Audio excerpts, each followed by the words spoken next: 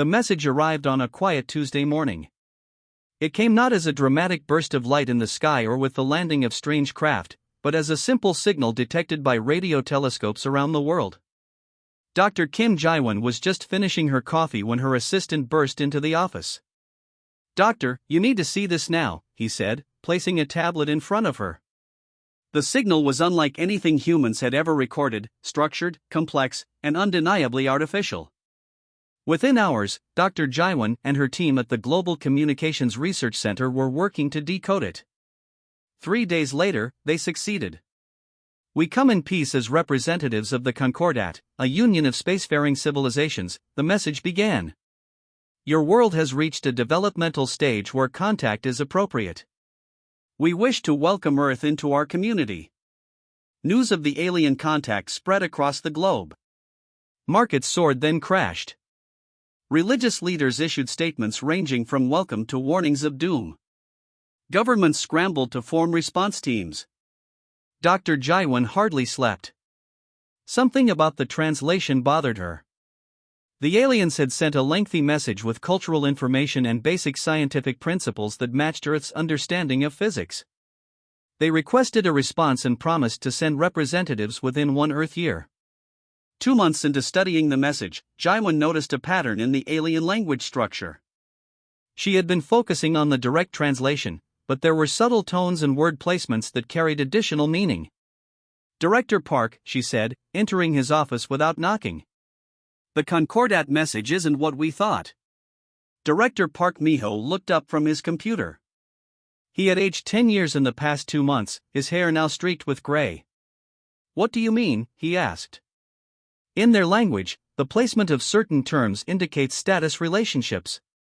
When they talk about welcoming us, the language structure is the same as what they use when discussing juvenile species or..." She paused, "pet animals." Park's face darkened. "Are you certain?" "There's more," Ji-won continued. "I found references to protective supervision and cultural adjustment. They're not coming to welcome us as equals. They're coming to take control." Further analysis revealed more disturbing details. Hidden within technical specifications were references to previous integrations of other worlds. The Concordat wasn't an invitation, it was an empire, and Earth was its next target. A secret meeting of world leaders was called. For the first time in human history, national differences were set aside in the face of a common threat. The Terran Defense Initiative was formed with a dual purpose: to appear compliant while secretly preparing for resistance. Dr. Ji-won led a team analyzing every piece of technical information the Concordat had shared. "They've given us pieces of their technology as gifts," she explained to the newly formed TDI Council. "But these gifts are actually tools to assess our development level." Commander Lee Hyun-jin, appointed to lead Earth's military response, asked the question everyone feared: how long do we have? Based on their stated arrival time and the speed capabilities they've revealed, 10 months, Ji-won answered. "Not enough time to match their technology," General Choi said glumly. "Maybe we don't need to match it," Ji-won suggested. "They've revealed weaknesses without realizing it. Their shield systems use a frequency modulation we can disrupt. Their weapons require specific energy signatures we can detect and potentially counter." Over the following weeks, scientists and engineers worked around the clock. Public communications with the Concordat continued, with Earth sending messages of welcome and cooperation. Meanwhile, in secret facilities around the world, humanity prepared for war. 6 months after first contact, Ji-won made another discovery. The Concordat communications contained references to other species who had been integrated. By analyzing these references, she uncovered a network of resistance among conquered worlds. "They're fighting back," she told Director Park. "And some of them have been sending coded messages hidden within the Concordat's own transmissions. They're trying to warn us." The TDI Council authorized a risky response using the same coding method. 3 weeks later, they received technical specifications for Concordat weaknesses and tactical information about their standard conquest procedures.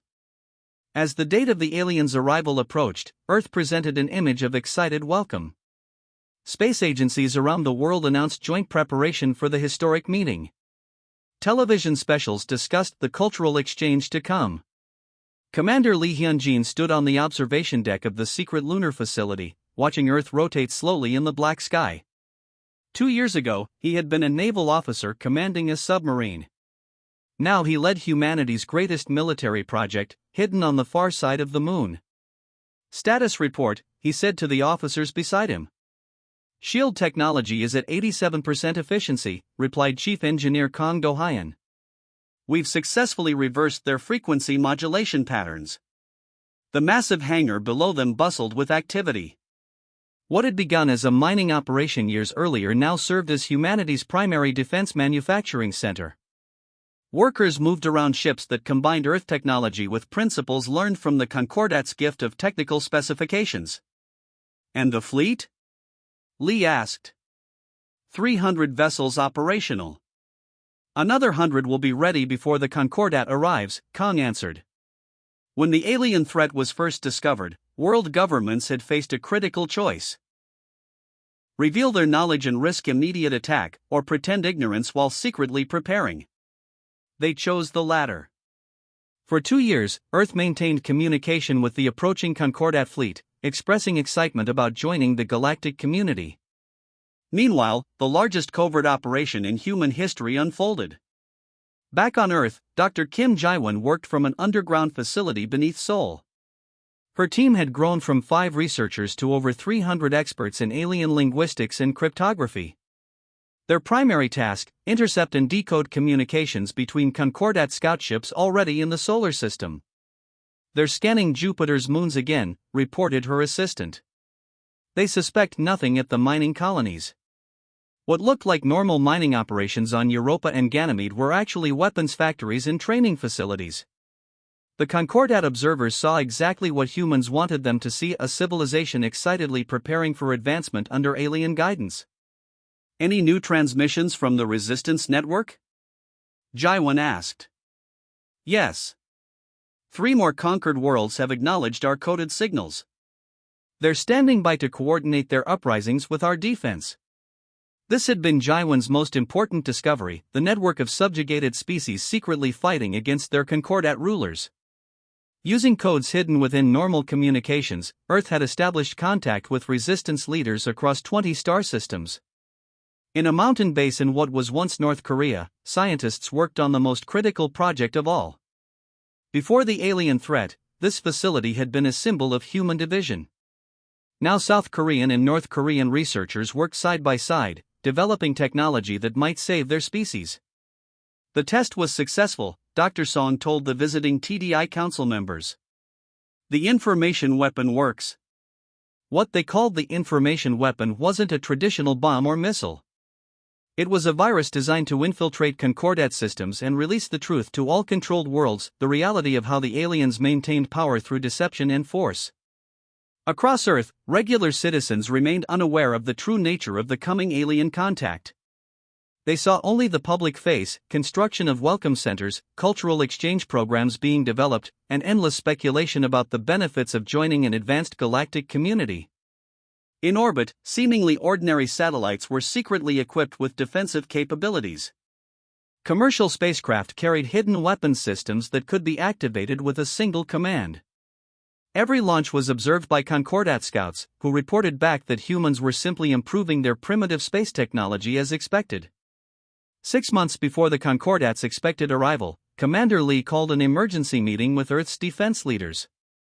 "We've detected a problem," he explained. "The Concordat main fleet has accelerated. They'll be here in 3 months, not 6. General Choi paled. "We need more time. The Mars defense grid isn't ready." "We adapt," Lee said firmly.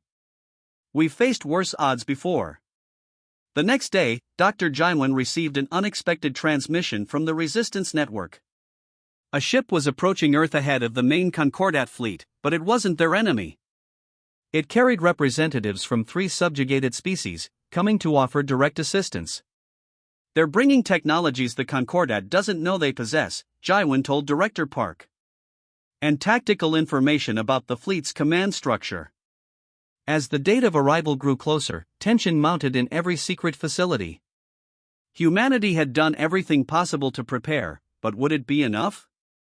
The Concordat had conquered dozens of worlds before Earth.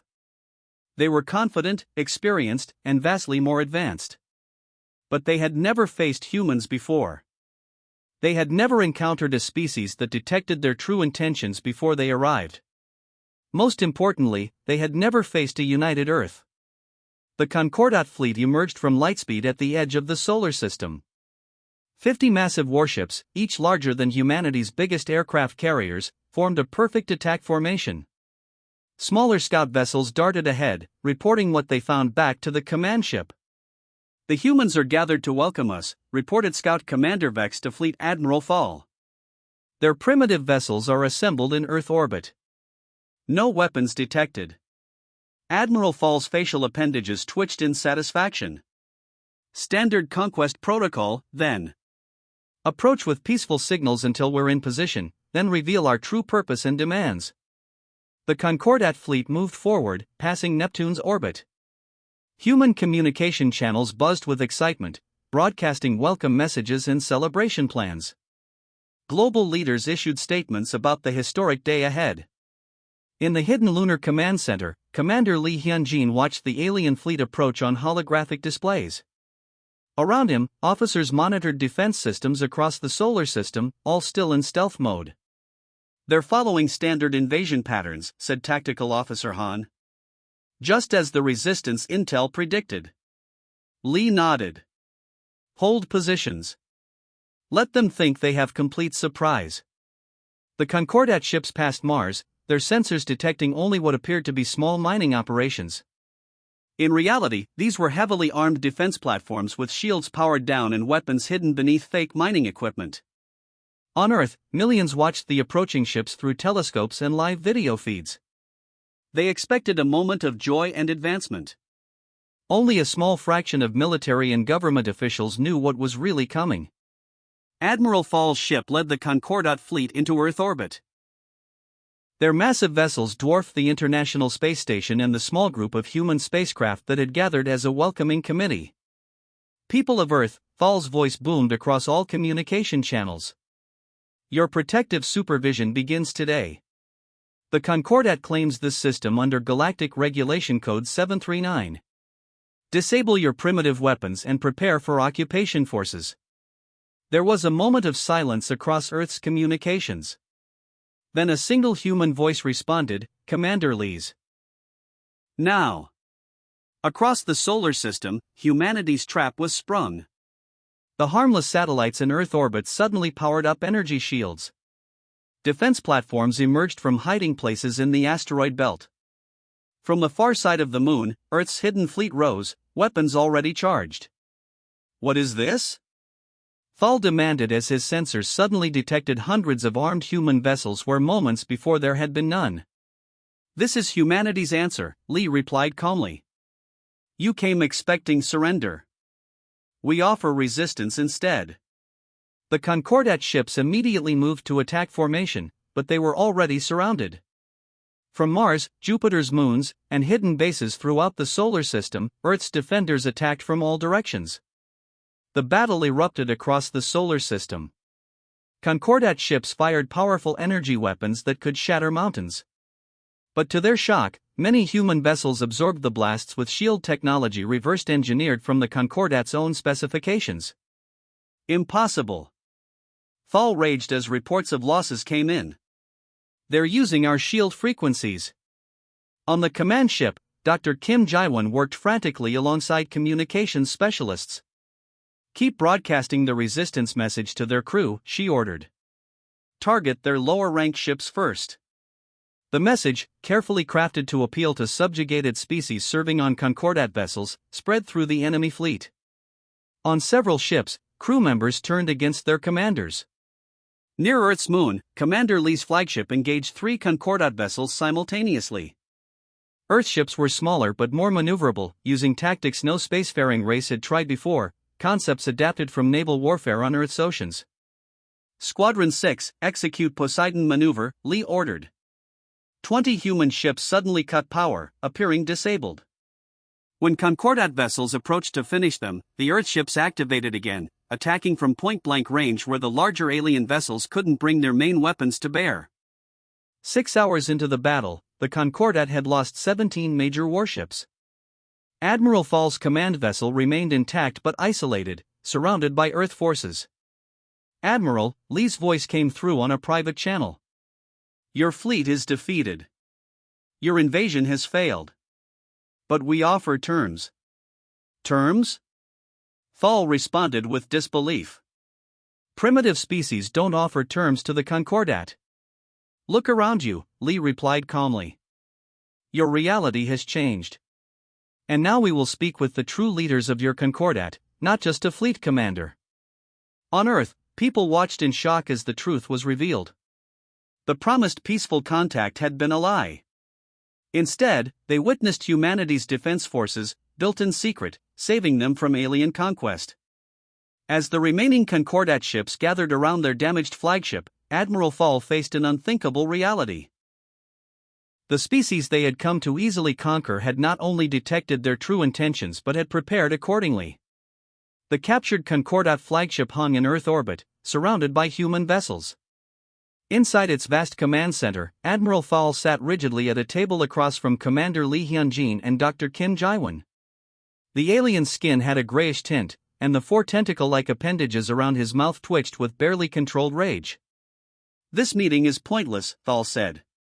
"The Concordat controls thousands of star systems. You've won a single battle, not the war. Our main fleet will arrive within months, and your world will be reduced to ash." Lee remained calm.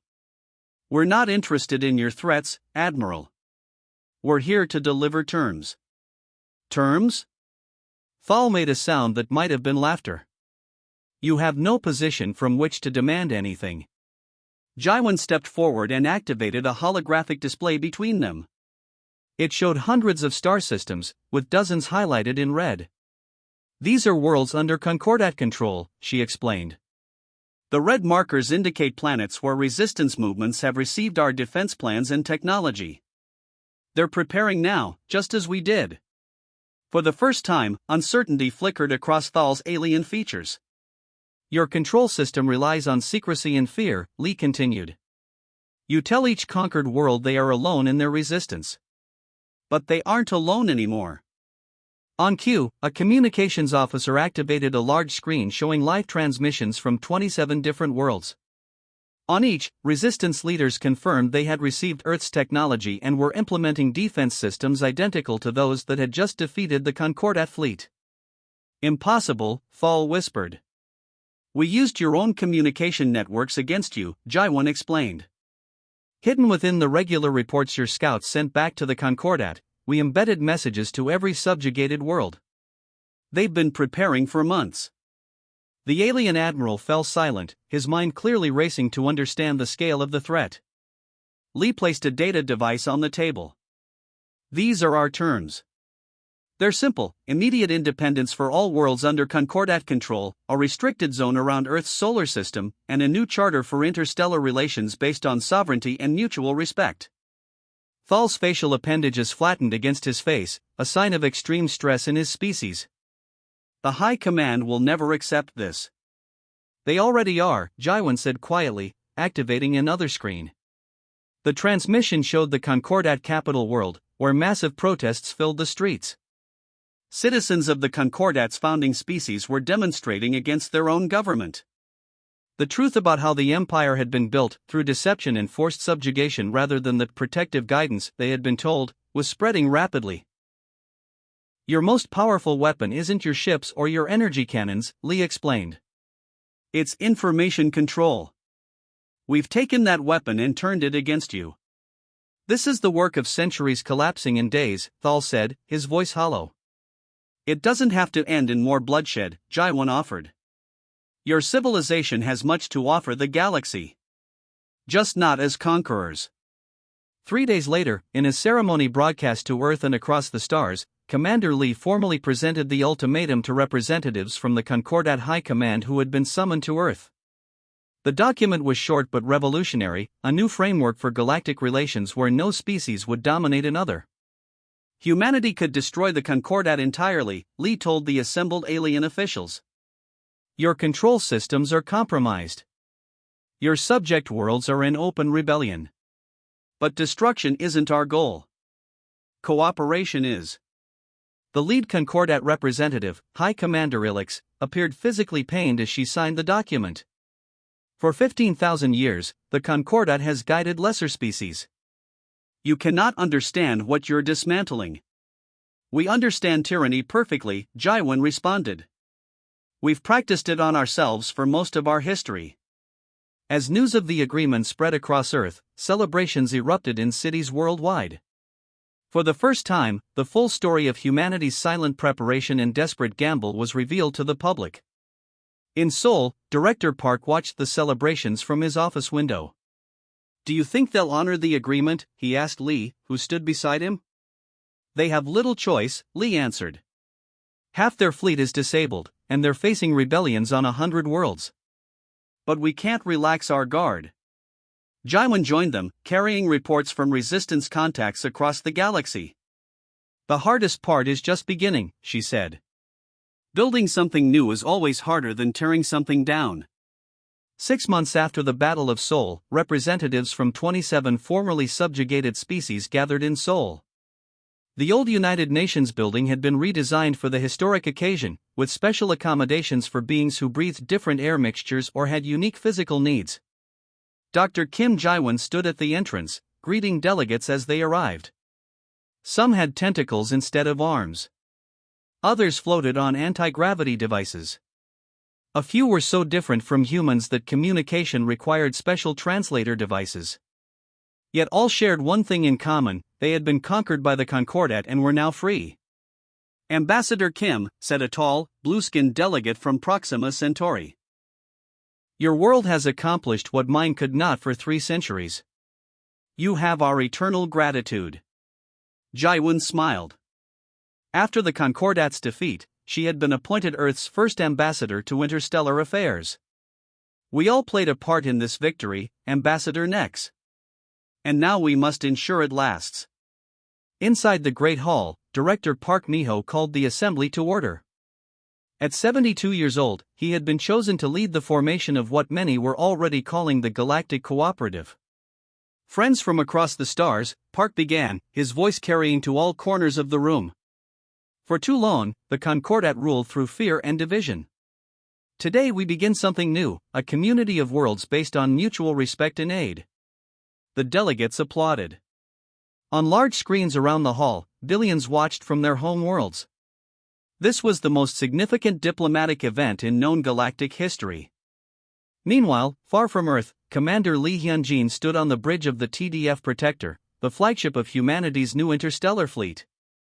Around him, officers from 6 different species worked together, monitoring the ship's systems as they approached Tau Ceti. Status report, Lee requested. Concordat forces have withdrawn from the planet's orbit, replied his Centaurian first officer. But they've left behind automated weapons platforms targeting civilian areas. Lee nodded grimly. Standard intimidation tactics. Prepare the engineering teams for deployment. The Protector was part of a multinational fleet helping newly liberated worlds establish defenses and rebuild. Though the Concordat had signed the treaty, elements within their military continued resistance, especially in distant systems. Back on Earth, the conference had moved to discussing security arrangements. A holographic map showed hundreds of star systems, color-coded to indicate their status. The Concordat has retreated to its original 12 systems, explained General Choi, pointing to a cluster of stars. Our intelligence suggests their society is in turmoil as citizens learn the truth about their government's actions. Will they rebuild their forces and attack again? Asked a reptilian delegate. Possibly, Choi admitted. But they've lost their technological advantage. The sharing of knowledge among our worlds has created a balance of power. This was perhaps the most revolutionary aspect of Earth's victory. Rather than keeping advanced technology to themselves, humans had insisted on open sharing among all member worlds. Technologies that the Concordat had carefully controlled for millennia were now freely available. Kon Do-hyun, now chief engineer of Earth's defense systems, addressed concerns about future threats. Our combined scientific teams have already developed countermeasures for every weapon in the Concordat arsenal. But our greatest protection is our unity. As the conference entered its final day, Ambassador Jaiwan presented the charter for the new galactic cooperative. Its principles were simple but powerful: mutual defense, knowledge sharing, respect for sovereignty, and peaceful resolution of conflicts. This document doesn't just protect us from the Concordat, she explained. It ensures we don't become what we fought against. When the vote came, it was unanimous. Representatives of 27 civilizations, representing over 4 trillion sentient beings, agreed to form a new interstellar community with Earth as a founding member. That evening, Seoul hosted a celebration unlike any in human history. Beings from distant stars mingled with Earth citizens. Music from a dozen worlds filled the air. Foods with incredible colors and textures were shared among new friends. Director Park found Jaiwan watching the festivities from a quiet balcony. "You should be celebrating," he told her. "This is largely your achievement." She shook her head. "I just translated some messages."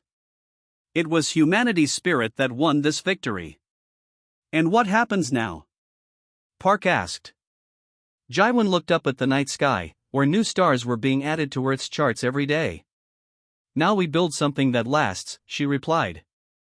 "The Concordat ruled through fear for 15,000 years. Let's see if friendship and respect can do better." Across the galaxy, on newly freed worlds, similar celebrations marked the beginning of a new era. The Concordat's empire had collapsed, not through total war but through the spread of truth and the courage of resistance. Earth's ultimatum had changed the course of galactic history.